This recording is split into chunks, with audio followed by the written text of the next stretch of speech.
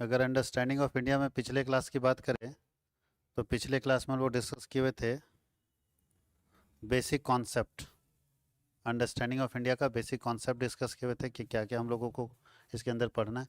आज हम लोग चलेंगे इकोनॉमिक सिस्टम कैसा था वैदिक काल में। हड़प्पा सभ्यता के बाद जो वैदिक काल आया था उसमें इकोनॉमिक सिस्टम क्या था, क्या रुपया पैसा चलता था, लोग कैसे उसमें लेन देन करते होंगे।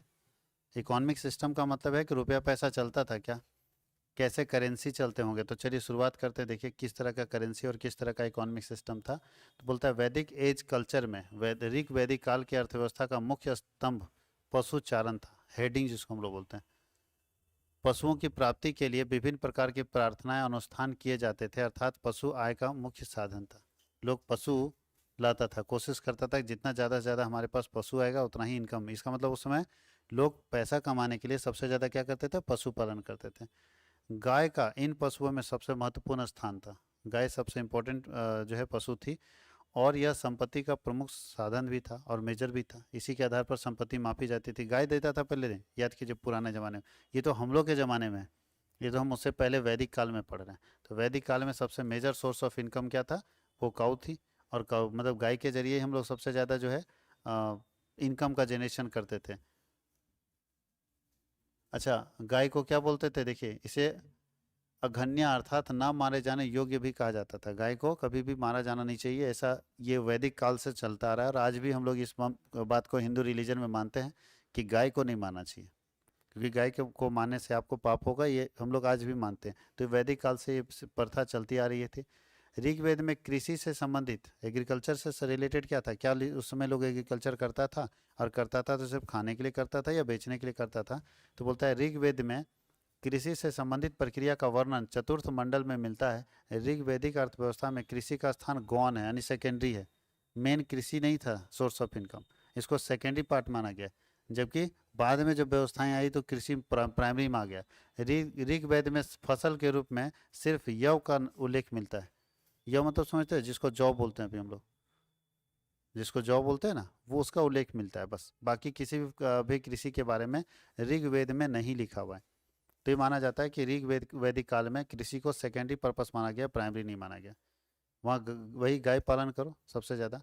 अब पता नहीं उसमें ज़माने के लोग क्या खाते थे, ये तो कहीं प्रूफ नहीं है, कहीं भी पता नहीं है कि क्या खाना खाते थे।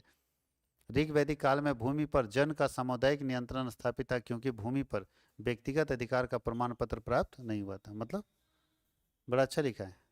बोलता है किसी भी जमीन पे जन का अधिकार था। जन का मतलब कोई भी व्यक्ति वहां पे अपना काम कर सकता था। जैसे आज एक खेती की है जमीन पे, कल मेरा मन करेगा हम कर सकते हैं।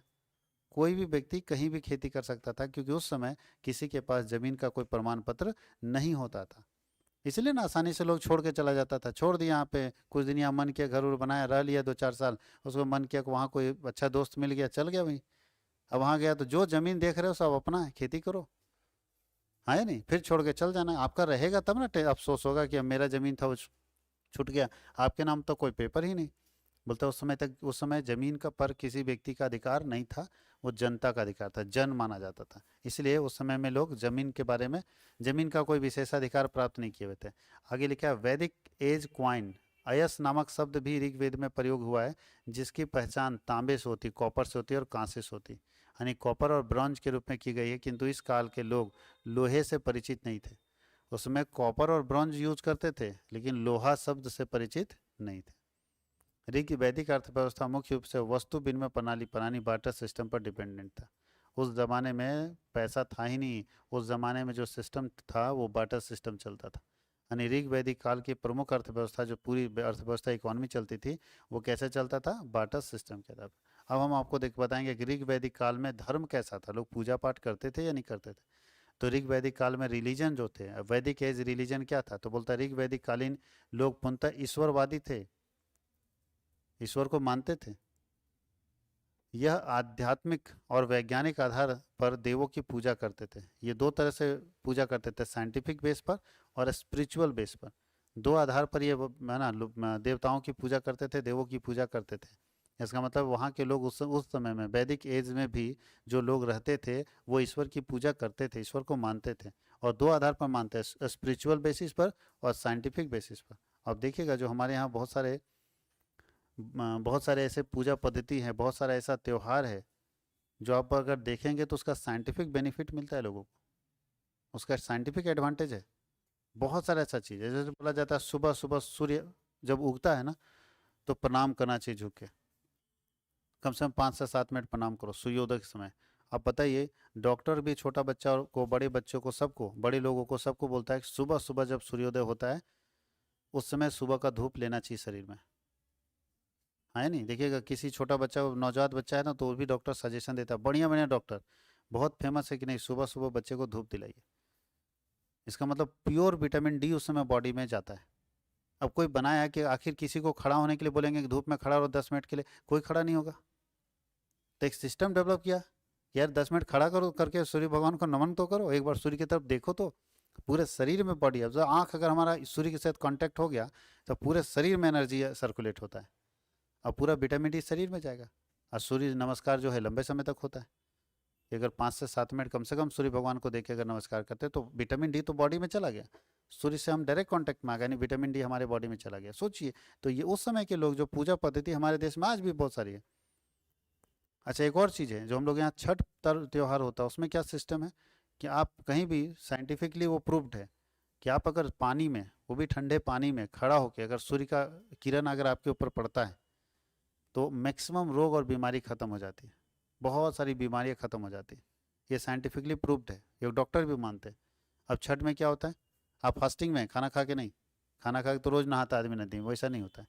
फास्ट है, भूखे हैं, पेट में कुछ नहीं है, आप खाली हैं और आराम से भीगे हुए सूर्य की रोशनी जब सुबह में आप लेंगे और शाम में जब आप लेंगे तो शरीर में बहुत सारी बीमारियां खत्म हो जाती हैं। तो उसको एक पूजा पद्धति में जोड़ा गया, क्योंकि किसी आदमी को अगर ऐसा करने बोला जाएगा तो करेगा क्या, नहीं करेगा। तो इसको पूजा पद्धति के साथ जोड़ दिया गया और एक श्रद्धा के साथ जोड़ दिया गया कि लोग मजबूरी में भी खड़े रहेंगे, ये श्रद्धा के साथ जोड़ा गया। तो उस समय के लोग भी साइंटिफिकली और स्पिरिचुअल, बहुत सारा चीज़ स्पिरिचुअल है हम लोग के पूजा पद्धति में। देखिएगा उसका बेनिफिट आपको, मन जिसको बोलते हैं ना, पूजा करने से क्या होता है, बोलते हैं मन शांत होता है, बोलता है एकदम ध्यान लगा दो। ध्यान लगाने का मतलब क्या है, स्पिरिचुअल होना, एकदम अपने आप को भूल जाओ, खो जाओ, लीन हो जाओ किसी जगह पे। ये हम लोग की पूजा पद्धति में डाला गया है। क्या जरूरत है ध्यान लगाने का, बिना ध्यान के भगवान नहीं मिलेंगे। तो बोलता है ध्यान मतलब है कि अपने अपने आप को भूल जाओ कि आप हो क्या। इससे क्या होगा, दिमाग संतुलित रहेगा। स्पिरिचुअल कॉन्सेप्ट बहुत ज़रूरी है आज के समय में, तो बहुत ज़रूरी है, क्योंकि जिस हिसाब से हमारे यहाँ का सिस्टम चेंज हो रहा है, लोगों को स्पिरिचुअल चीज़ जरूर पता होना चाहिए, जिसको बोलते हैं आध्यात्मिक। आध्यात्म की तरफ झुकिए, दुनिया अध्यात्म की तरफ झुक गया। अब देखिएगा, आप वृंदावन कभी चले जाइए तो सबसे ज़्यादा अमेरिका का आदमी मिलेगा, सबसे ज़्यादा इंग्लैंड का आदमी मिलेगा कृष्ण का भजन गाते हुए। हम लोग तो कभी आज तक गाते नहीं हैं, तो लोग पागल होगा। जो उतना पढ़ा, सबसे ज़्यादा पढ़ा लिखा आदमी इंग्लैंड का माना जाता है, उतना पढ़ा, पैसा भी उसके पास ज़्यादा है, हम लोग से तो बहुत पहले से डेवलप है वेस्टर्न कल्चर वो लोग के पास पहले से, और हम लोग छोड़ रहे हैं और वो लोग उसको पकड़ रहा है। इसका मतलब वो लोग को अब समझ में आया कि स्पिरिचुअलिटी क्या होता है, अध्यात्म क्या होता है। हम लोग को अभी तक नहीं समझ में आया। हम लोग भी अफसोस करेंगे, पर हम लोग भी पद्धति को चेंज करेंगे, लेकिन सब कुछ बर्बाद होने के बाद, जब वहाँ सब कुछ बर्बाद हो गया, कल्चर, सिविलाइजेशन सब कुछ खत्म है, तो लोगों को लगता है यार ये सब जिंदगी नहीं है, जिंदगी ये है। तो स्पिरिचुअल होना चाहिए। खैर उस समय में ये प्रूव्ड प्रमाण माना जाता है कि स्पिरिचुअल और साइंटिफिक बेसिस पर लोग ईश्वर को मानते थे, भगवान को मानते थे, चाहे कोई भी भगवान हो, अलग अलग तरीके के भगवान हो। बोलता है देवताओं की संख्या क्या है, तो बहुत ध्यान दीजिएगा, वैदिक आर्य एकेश्वरवादी थे। एकेश्वरवादी मतलब वैदिक काल में केवल एक ईश्वर थे। अभी जो हम लोग हैं, हिंदू के अलग, मुस्लिम के अलग, क्रिश्चियन के अलग, है ना, सिख के अलग, उसके बाद और भी पारसी कम्युनिटी हमारे यहाँ, जैन कम्युनिटी हमारे यहाँ, बौद्ध कम्युनिटी हमारे यहाँ, सबका अलग अलग ईश्वर है, सबके ईश्वर अलग है कि? उस समय के लोग सिर्फ एक ईश्वर थे, मतलब वो मानते थे कि ईश्वर एक है। कौन कौन सा देखे लीजिए, ऋग्वैदिक देवताओं की कुल संख्या 33 बताएगी। ऋग्वेद में देवता की संख्या कितनी बताएगी, 33। जो ब्रह्मांड यूनिवर्स के 3 भागों, पृथ्वी, आकाश और अंतरिक्ष के अनुरूप ही 3 भागों में विभाजित किया गया, परंतु इनका कोई वरीयता क्रम नहीं, मतलब कोई सीरियल वन सीक्वेंस तय नहीं किया है, सबसे पहले कौन होगा, जैसे होता है ना सबसे बड़े भगवान ये, दूसरा ये, तीसरा, ऐसा कुछ नहीं। लेकिन वो ब्रह्म मतलब है धरती, आसमान और क्या लिखा हुआ है, पृथ्वी, ये 3 पार्ट में देवताओं को बांटा गया। पृथ्वी के अंदर, आसमान में, ब्रह्मांड में, और सबसे ज़्यादा देवता तो आसमान में है, कुछ देवता धरती पे, ये तीनों जगह पे बांटा गया, लेकिन इनका कोई वरीयता क्रम नहीं, यानी सीक्वेंस नहीं तय किया गया कि कौन देवता सबसे बड़े थे और कौन देवता सबसे छोटे थे। ऋग्वेदिक देवताओं में, गॉड में, इंद्र, अग्नि, वरुण, सोम, सविता, सूर्य, मारुत, विष्णु, पर्जन्य, उषा आदि 11 देवता प्रमुख हैं। इनको 11 देवताओं को प्रमुख माना जाता है। ऋग्वेद में सूक्तों में प्रायः इन्हीं देवताओं की स्तुति प्रमुख रूप से की गई है। सबसे ज़्यादा यही देवताओं के बारे में बात किया गया। इंद्र, अग्नि, वरुण, सोम, ये सारी देवताओं के बारे में बात किया गया। ऋग्वेद में सबसे महत्वपूर्ण देवता इंद्र को पुरुंदर भी कहा गया। सबसे महत्वपूर्ण देवता कौन है? इंद्र। उनको क्या बोला गया? पुरुंदर। उन्हें वर्षा का देवता, रेन गॉड भी माना गया है। वर्षा का देवता माना गया कि यही वर्षा कराएंगे। हम लोग जानते भी, हम लोग भी जब बारिश नहीं होती तो इंद्र देवता को ही याद करते हैं कि भाई यही वर्षा के देवता है, यही बारिश कराने वाले हैं। कोई दिक्कत है? आगे क्या लिखा है? ऋग्वेद में इंद्र की स्तुति में 250 सूक्त हैं, 250 श्लोक हैं। इंद्र को रथेष्ठ, विजयेंद्र, सोमपाल, सुतकृत, वृत्रहन एवं मधवा भी कहा गया है। ऋग्वेद के दूसरे महत्वपूर्ण देवता अग्नि है। ऋग्वेद में दूसरा महत्वपूर्ण देवता क्या है? मतलब लोग अग्नि से परिचित थे उस समय, तभी तो अग्नि भगवान को समझते थे, है नहीं? मतलब आग का जन्म हो चुका था उसमें। ठीक है, अब बोलते हैं वैदिक साहित्य। उस समय साहित्य क्या लिखे गए होंगे? ऋग्वैदिक के समय में साहित्य क्या लिखे गए होंगे? इंग्लिश वाले इंग्लिश के कंटेंट को पढ़ेंगे, हिंदी वाले हिंदी के कंटेंट को पढ़ेंगे। ठीक है, अब दोनों पढ़ना मेरे लिए बड़ा दिक्कत है। इसको पढ़ें इसको पढ़ें, उससे अच्छा एक पढ़ ले रहे, समझाते चले जा रहे, फिर आप इंग्लिश में पढ़ेंगे, आपको कॉन्सेप्ट क्लियर हो जाएगा। वैदिक साहित्य, उस समय में क्या क्या साहित्य लिखा गया था? तो याद रखिएगा, ऋग्वेद यह सबसे प्राचीन वेद है। इसमें अग्नि, इंद्र, मित्र, वरुण आदि देवताओं के स्तुतियाँ संग्रहित हैं। इसमें ये सारे देवताओं के बारे में लिखा गया, ये सारे देवताओं की स्तुति लिखी गई है। कोई दिक्कत है? ये सारे देवताओं की स्तुति इसमें लिखी गई है।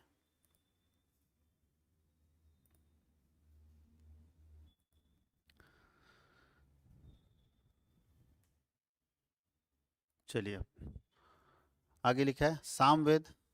ऋग्वैदिक श्लोकों को गाने के लिए चुनकर धुनों में बांटा गया। देखिए सामवेद में क्या है? ऋग्वेद सबसे बड़ा वेद है, उसके बाद सामवेद लिखा गया। सामवेद में क्या है? धुन। जो हम लोग अभी संगीत सुनते हैं ना, वो सामवेद का ही है। जितने संगीत वाले हैं, जो पुराने संगीत वादक हैं या पुराना संगीत लिखते हैं, वो सब कहाँ से आया है? सामवेद से। कुछ कैसे श्लोक को लिखेंगे आप देखिएगा, पंडित जी जब श्लोक पढ़ते हैं सब एक जैसा पढ़ते हैं या अलग अलग पढ़ते हैं? अलग अलग पढ़ते हैं। उसको कहाँ लिखा गया है, कैसे आप पढ़ेंगे? तो बोलता है जितने श्लोक हैं उनको धुन में बांटने का काम किसका है? सामवेद। तो जो सामवेद का ज्ञाता होता था वो संगीत प्रिय होता था, वो धुन में बांटता था हर श्लोक को कि किस श्लोक को कैसे पढ़ना चाहिए। इसमें दी गई ऋचाएं उपासना एवं धार्मिक अनुष्ठानों के अवसर पर स्पष्ट लयबद्ध रूप में गाई जाती थी। एक लय होता था, उसी लय में सबको गाना होता था। जैसे हम लोग आरती गाते हैं, यजुर्वेद में क्या होता था? ध्यान दीजिएगा, ऋग्वेद सबसे बड़ा वेद है, उसके बाद सामवेद में आपको क्या दिया गया है? सामवेद में क्या है? क्या है? धुन, म्यूजिक। म्यूजिक याद रखना है लेटेस्ट में। ऋग्वेद में क्या बोलते हैं? इसमें ऋचाओं के साथ साथ गाते समय किए जाने वाले अनुष्ठानों का भी पद्य और गद्य दोनों वर्णन होता था। मतलब हाँ, इसमें जो गाते थे ना, तो जैसे एक होता धुन, तो होता धुन में गाना, और एक होता गद और पद दोनों। यानी कभी कभी देखिएगा गाते गाते कहानी टाइप का आ जाता है, और फिर कभी कभी पद टाइप का आ जाता है। नहीं से सुनते हैं कभी, देखिएगा कोई भजन ऐसा होता है, नेशनल एंथम नहीं बोल सकते अभी के समय, मत बोलिए, पुराने ज़माने की बात कीजिए। पुराने ज़माने में बहुत सारा चीज़ होता है, जो आप देखिएगा ना, जो पंडित जी पढ़ते हैं तो बहुत सारा अचानक तो पहले तो एक गद पढ़े, फिर उसका डिस्क्रिप्शन बताएंगे, फिर एक हो सकता है बीच में गाना आ गया, फिर मतलब पूरा कॉम्बिनेशन है। तो इसको हम लोग कहाँ लेके जाते थे? गद भी रहेगा और पद भी रहेगा, मतलब कहानी भी रहेगी और कविता भी रहेगी। कहानी और कविता दोनों इसमें जुड़ा रहेगा। यह वेद यज्ञ संबंधी अनुष्ठानों पर प्रकाश डालता नहीं। जब यज्ञ होता है तो क्या होता है? ओम, बाकी तो तुम लोग जान रहे हो।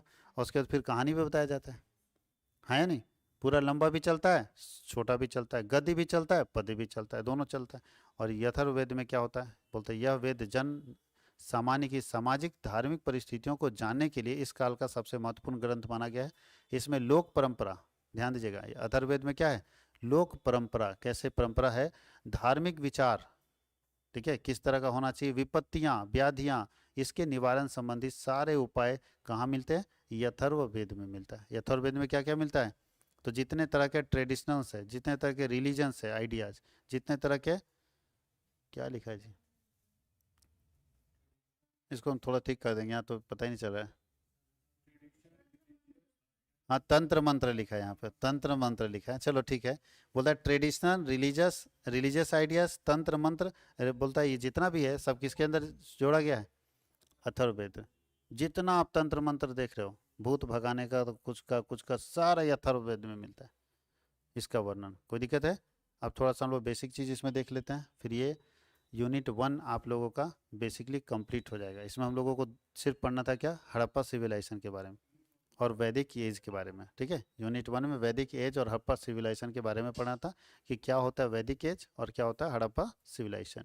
तो यहाँ बोलता है वेद त्री जो है वो किसको किसको माना जाता है? तो ऋग्वेद, यजुर्वेद और सामवेद में। संहिता क्या क्या है? चारों वेदों का सम्मिलित रूप पूछा जाता है। संहिता किसको बोलते हैं? तो वही चारों वेदों का सम्मिलित रूप, जिस जगह पे चारों वेद समाहित होंगे उसको बोलते हैं संहिता। उपनिषद भी सुने होंगे आप लोग। उपनिषद क्या होता है? तो याद रखिएगा उपनिषद कितने थे? 108 है। कितने हैं? 108, जिसमें 12 ही प्रमाणिक हैं। 12 प्रमाणिक हो चुके हैं, बाकी के बारे में प्रमाण पत्र नहीं मिला है, लेकिन फिर भी उपनिषद होता है, 108 उपनिषद है। और आप सुने भी होंगे बहुत बार कि उपनिषद पढ़ा है ये। तो कितने उपनिषद वो पढ़ा होगा? 12, जिसका प्रमाण है। बाकी भी पढ़ा होगा लेकिन शायद उसका प्रमाण नहीं है। वेदांग कितना है? तो भैया शिक्षा है, कल्प है, व्याकरण है, निरुक्त है, भाषा विगत जिसको बोलते हैं, छंद है, ज्योतिष है। ये सब पढ़ाई होती है कि नहीं होती? ज्योतिष की अपनी पढ़ाई होती है, छंद की अपनी पढ़ाई होती है, और उसके बाद निरुक्त की अपनी पढ़ाई होती है, व्याकरण की अपनी पढ़ाई होती है, कल्प की अपनी पढ़ाई होती है, और एजुकेशन तो है ही। क्या? निरुक्त मतलब भाषा के बारे में ज्ञान। छंद मतलब आप कोई कविता देखते हैं ना, तो उसमें एक पंक्ति आता है, छंद उसको बोलते हैं। कैसे उसको समझेंगे, कैसे लिखेंगे, ठीक है। अच्छा, पुरानी शिक्षा पद्धति किस पर ज़्यादा फोकस करती थी? पुराने ज़माने में जब अगर हम वही वेद की बात आए, ऋग वैदिक काल में चले जाएं, तो ऋग वैदिक काल में शिक्षा पद्धति किस को फोकस करती थी? ये साइंटिफिक अप्रोच को या ट्रेडिशनल अप्रोच में, यही सबको। तो वहाँ शिक्षा के अंदर क्या होता था? गाने की कला सिखाई जाती थी। शिक्षा के अंदर क्या था? गद्य पद व्याकरण ये सब सिखाया जाता था। उसके अंदर राजनीति तो शुरू से रहा है। राजनीति जिसको पॉलिटिकल साइंस बोलते हैं, ये शुरू से सिखाया जाता था। राजनीति उसको दो चीज़ों के लिए सिखाया जाता था। एक तो राजा के बेटे को सिखाया जाता था कि राज कैसे करें, राज का नीति कैसे डेवलप करेंगे। उनको ये भी सिखाया जाता, मैनेजमेंट भी उस जमाने में था कि प्रबंधन कौशल सिखाया जाता था, आप कैसे प्रबंधन करेंगे। युद्ध कला सिखाया जाता था, युद्ध आप कैसे लड़ेंगे, कैसे जीतेंगे। ये सब चीज़, शत्रु वार्ता सिखाया जाता था, आप शत्रु से किस तरह से वार्ता करेंगे, मतलब अपनी इंद्रियों पर विजय कैसे प्राप्त करेंगे। जो अपनी इंद्रियां हैं, क्रोध आता है तो क्रोध पर विजय कैसे प्राप्त करेंगे। आप क्रोधित मत हो जाइए, आपको सही फैसला देना है, क्रोधित नहीं होना है। इसलिए देखिएगा राम भगवान कितना कूल माइंड में, अगर पत्नी को बोला सब लोग कि भैया पत्नी दूसरे के यहाँ रह के आई, छोड़ दिए, जबकि अभी के समाज में क्या होगा? गोली मार देगा सामने वाले को। तो मेरी पत्नी के बारे में कुछ बोलेगा, मार देगा कि नहीं? उस क्रोधित है। लेकिन उस ज़माने में लोग क्रोध नहीं, वो जानता है कि भाई हमको क्रोध पर कंट्रोल करना है, नियंत्रित करना है। इसलिए उस ज़माने के लोग भगवान बन गए और हम लोग हैवान बन जाते हैं। हम लोग भगवान बन ही नहीं पा रहे, क्योंकि हम लोग क्या है? क्रोधित हो जाते हैं। जहाँ नहीं भी क्रोध करना वहाँ भी क्रोध करके हम लोग, और किसी में बर्दाश्त नहीं होता है।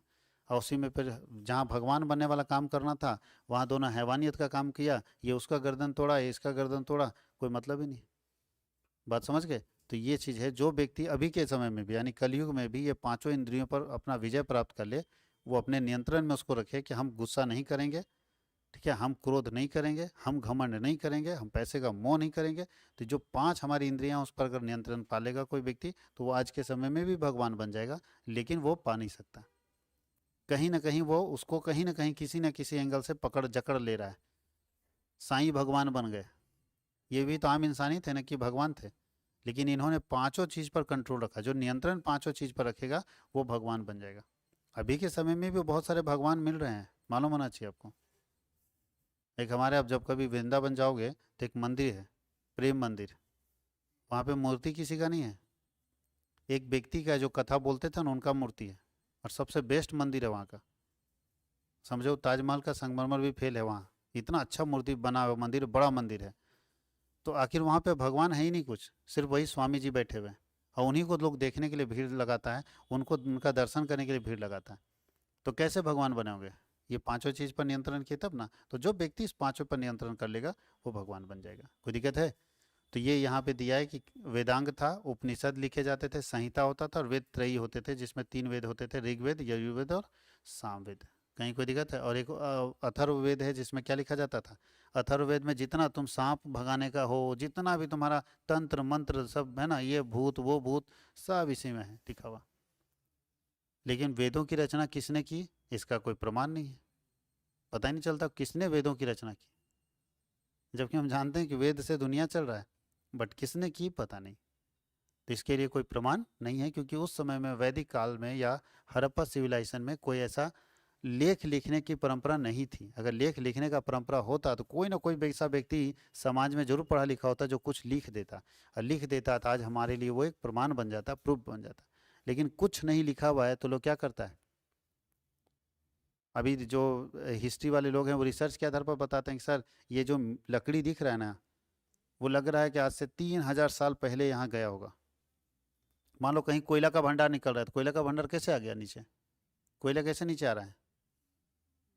तो बहुत समय पहले भूकंप आया होगा, जंगल जो पेड़ है सब नीचे चला गया होगा, है नहीं, व्यवस्थाएं बदली होगी, और तब वो सारी लकड़ी सड़ के नीचे कोयला बन गई। कुछ तो हुआ होगा ना। तो लोग अनुमान लगाता है कि यहाँ कितना साल पहले कुछ हुआ होगा, आखिर यहाँ कोयला कैसे आ रहा है। और देखिएगा कोयला सबसे ज़्यादा जंगली क्षेत्र में मिलता है, जैसे हम लोग झारखंड वाला जंगली क्षेत्र है तो सबसे ज़्यादा कोयला है। तो कोई ना कोई तो लगाता है वहाँ पे रिसर्चर, ज्योग्राफी वाला लोग डिपार्टमेंट जो है वो लगाता है कि सर कैसे ज्योग्राफिकल चेंजेज हुआ होगा, कैसे यहाँ हुआ होगा, कौन प्लेट कैसे टकराया होगा, आज से कितना 1000 साल पहले ऐसा यहाँ हुआ होगा, तब यहाँ कोयला आज मिल रहा है। तो ये सब व्यवस्था उनके लिए है। कोई दिक्कत है तो उनको रिसर्च करने दीजिए। ये यूनिट 1 के अंदर हम लोग टॉपिक डिस्कस कर लिए हैं। यूनिट 2 में हम लोगों को थोड़ा सा इसके आगे पढ़ना है, एजुकेशन सिस्टम के बारे में पढ़ना है। क्या पढ़ना है?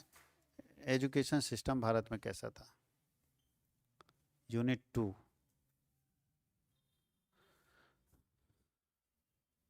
Background of India's culture, second unit में।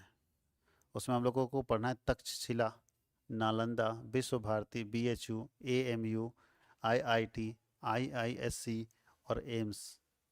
नाम सुने? सबके बारे में जानकारी होना चाहिए कि नहीं? एम्स तो सब जानते हैं कि एम्स क्या है, देश का सबसे बड़ा हॉस्पिटल है। ठीक है। IIC क्या है? एक साइंटिफिक रिसर्च ट्रेनिंग सेंटर है। IIT तो जानते हो, हाँ, इंफॉर्मेशन टेक्नोलॉजी में जाने का एक एंट्रेंस एग्ज़ाम होता है, आप उसको क्रैक करेंगे, फिर IIT कॉलेज में चले जाएंगे, और फिर IIT अगर क्वालिफाई कर जाते हैं तो अच्छे जगह पे आपको रिसर्च एंड डेवलपमेंट करने का ऑप्शन मिलेगा। AMU का मतलब था अलीगढ़ मुस्लिम यूनिवर्सिटी, फुल फॉर्म। BHU का मतलब था बनारस हिंदू यूनिवर्सिटी। विश्व भारती तो आप जानते हो, नालंदा तो जानते हो बिहार में। और तक्षशिला कहाँ है? तक्षशिला, हाँ, तक्षशिला अभी पाकिस्तान में चला गया है। कोई दिक्कत है? कहाँ चला गया? पाकिस्तान। रावलपिंडी जो शहर है उसका, उससे 18 किलोमीटर उत्तर की तरफ है। और याद रखना, दुनिया का सबसे बड़ा यूनिवर्सिटी था तक्षशिला। माना जाता है कि ये राम के भाई का नाम क्या था? भरत। तीसरा नंबर हुआ भरत। तो ये माना जाता है कि भरत के पुत्र का नाम था तक्ष। भरत के पुत्र का क्या नाम था? तक्ष। और उसी के नाम पर यह शहर की स्थापना हुई थी। मतलब भरत का पुत्र वहाँ तक्ष में, उसी के नाम पर यह शहर बना था, तो उसी के नाम पर तक्ष बना, और वहीं पे डेवलप किया गया तक्षशिला यूनिवर्सिटी को, जो दुनिया का अभी भी सबसे बड़ा यूनिवर्सिटी है। बात समझ गए? अभी तक उसमें कौन कौन से विषय की पढ़ाई होती थी, क्या उसका क्राइटेरिया था, तो पूरा A to Z मिलेगा। कैसे वो तक्षशिला यूनिवर्सिटी बर्बाद हो गई। ठीक है। उसके बाद दूसरे नंबर पर कौन आता है? नालंदा यूनिवर्सिटी, तो ये भी बर्बाद हो चुका है। तो हम लोग दोनों के बारे में हिस्ट्री देखेंगे अगले क्लास में। ठीक है। ये यूनिट 1 का हम लोग कंप्लीट कर चुके हैं।